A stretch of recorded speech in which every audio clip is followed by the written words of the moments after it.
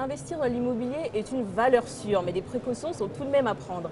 Alors ne vous lancez pas tête baissée dans un projet d'investissement sans faire appel à un professionnel.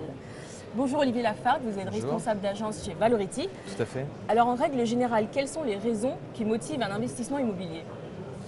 Bien, on dira que faire l'investissement immobilier aujourd'hui, c'est déjà apporter une protection familiale en termes de patrimoine, c'est quand même important. C'est la constitution et la protection pour demain.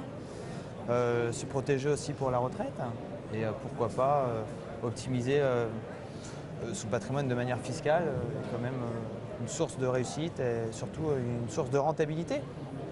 Avec quel type de bien peut-on faire une bonne affaire et pourquoi? Quel type de bien? On dira que déjà choisir un bon emplacement, une belle qualité, un bon constructeur si nous travaillons dans le neuf, autrement une bonne rénovation. Ça dépend quel est l'objectif d'un investissement.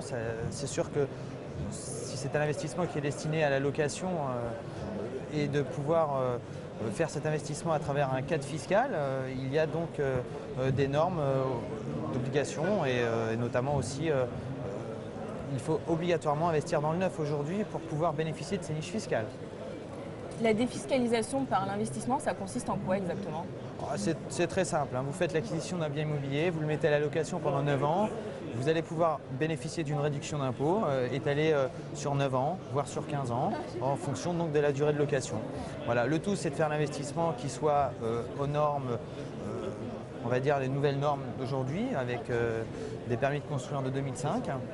Et par contre, c'est vrai qu'à partir de l'année prochaine, il y aura une obligation à ce que les bâtiments soient en BBC pour pouvoir bénéficier des 25% de réduction d'impôt. Pour finir, quels sont vos conseils pour effectuer un bon investissement?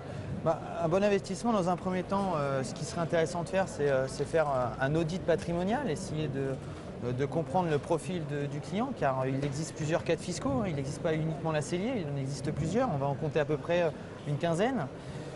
Aujourd'hui, un investissement doit être aussi choisi à travers son type de financement, hein, et surtout de faire appel à des particuliers, à des professionnels. Donc on passe par un audit patrimonial, je pense, qui est aujourd'hui nécessaire, qui permet donc de travailler sur un profil défini, se projeter sur 5 à 10 ans, vérifier quand même la sécurité du client, les moyens, l'objectif de cet investissement et surtout la motivation. Et à travers cela, nous sommes après à même de présenter donc des solutions immobilières en fonction d'une région, d'une qualité de construction et surtout que cet investissement puisse bénéficier d'une sécurité en termes locatifs. Ça, c'est très très important de pouvoir avoir donc des loyers qui soient garantis sur la durée pour ne pas avoir une remise en cause du dispositif global.